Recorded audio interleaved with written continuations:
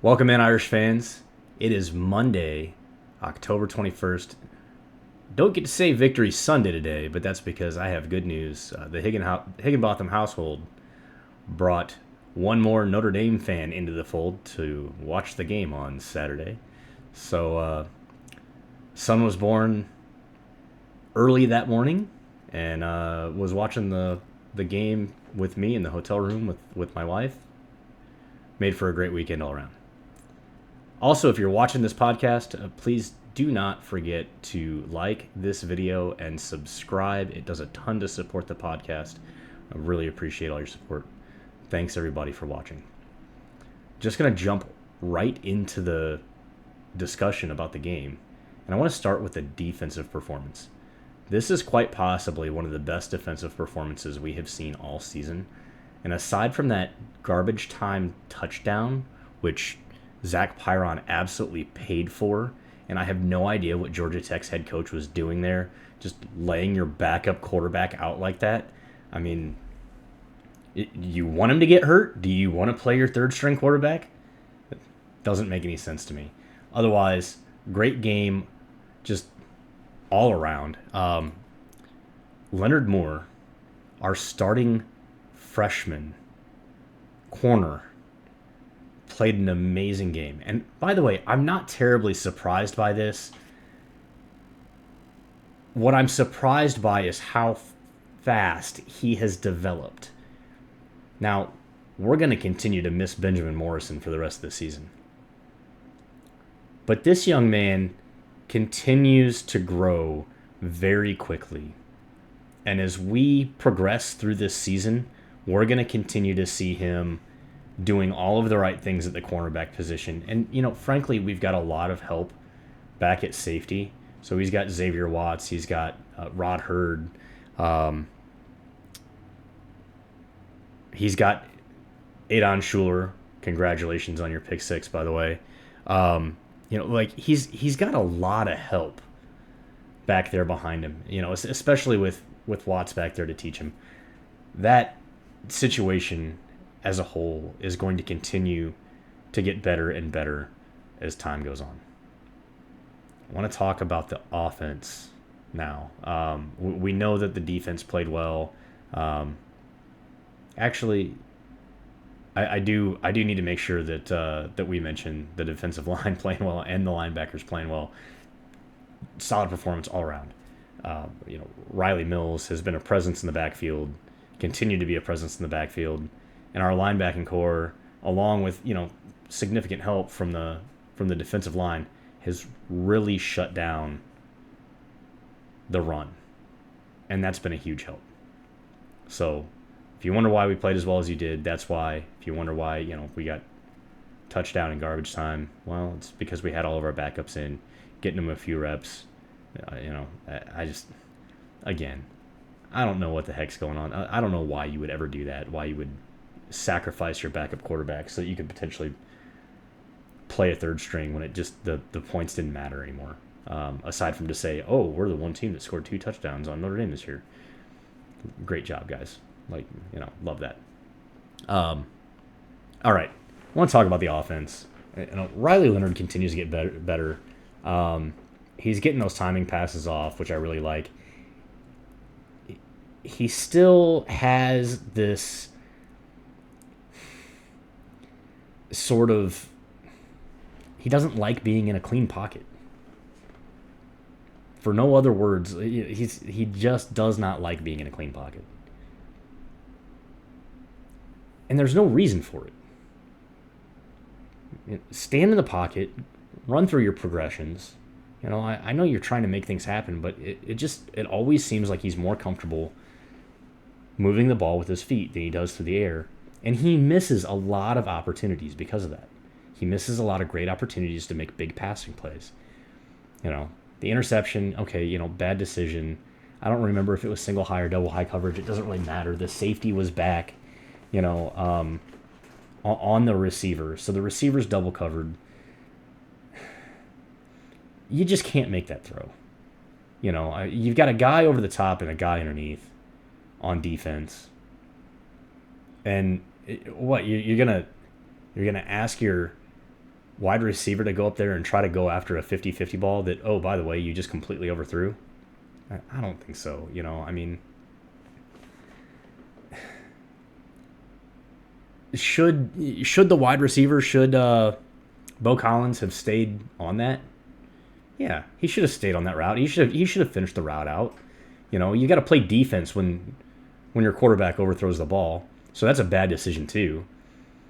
But you just can't let that ball go. You can't look at two guys, double coverage, one short, one high, and say this is a great ball to throw.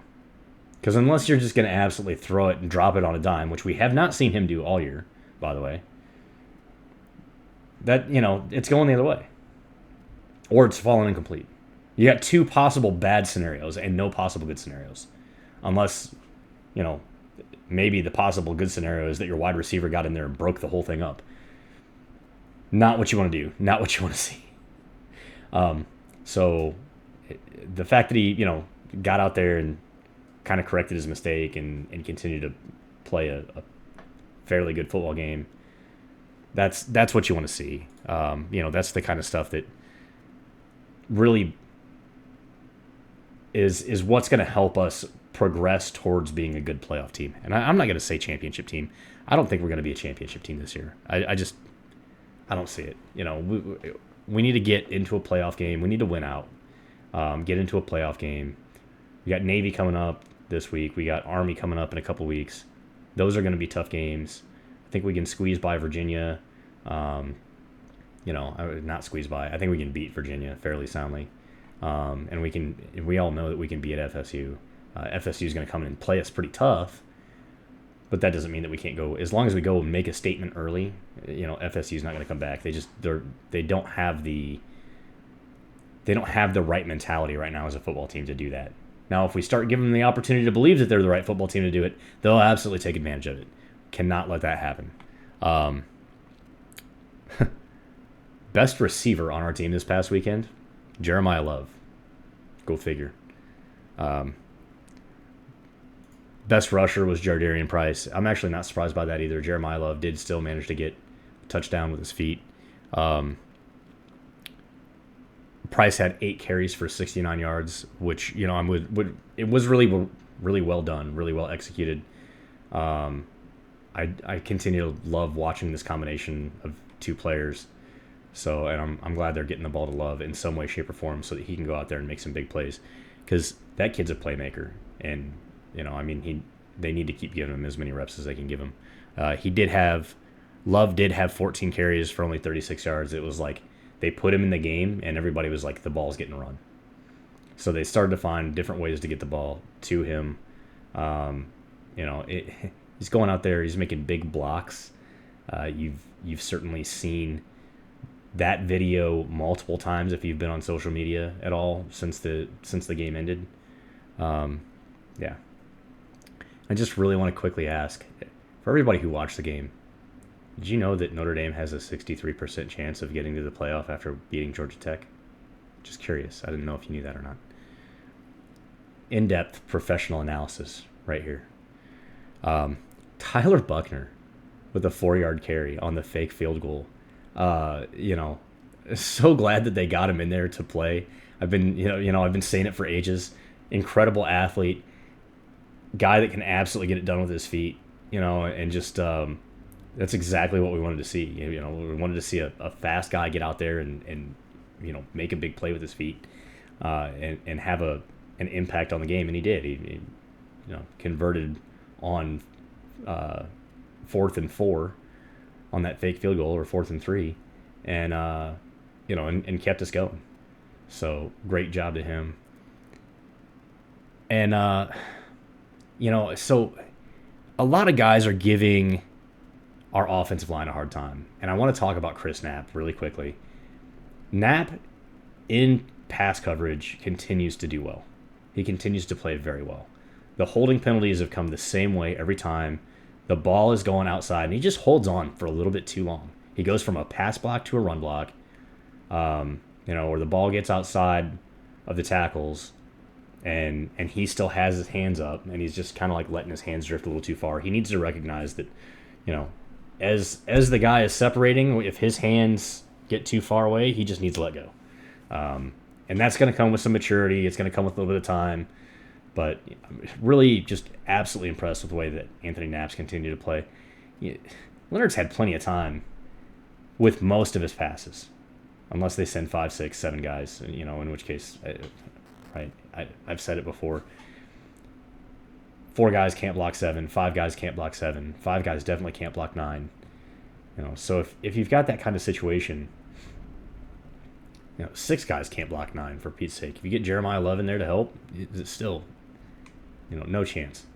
So if you get in those situations, if Notre Dame gets in those situations, they need to be able to throw the ball. Leonard needs to recognize the coverage. He needs to be able to read the defense from the line of scrimmage and then trust his eyes as it starts to develop. That's the skill that he needs to develop the most. Understanding what the read is at the line of scrimmage and what the read is as it progresses through the next levels, through the linebackers and through the, back into the secondary. That's the skill that he needs to develop the most in order to become a great quarterback. Hopefully he'll spend some time this week watching some game tape, and we'll get to that point. Anyway, I don't have a whole lot else for you. Overall, I think Notre Dame played really well. Defense obviously played great. One defensive score. We finished 31 to 13. It should have been 31 to 7, and I changed my score prediction a little bit when I realized that Pyron was going to play because King was out. So, but yeah, I will see you all a little bit later this week. Probably going to be Wednesday or Thursday this week. And we'll give you the Navy pregame. That's all I got for you. Keep looking up. Go Irish.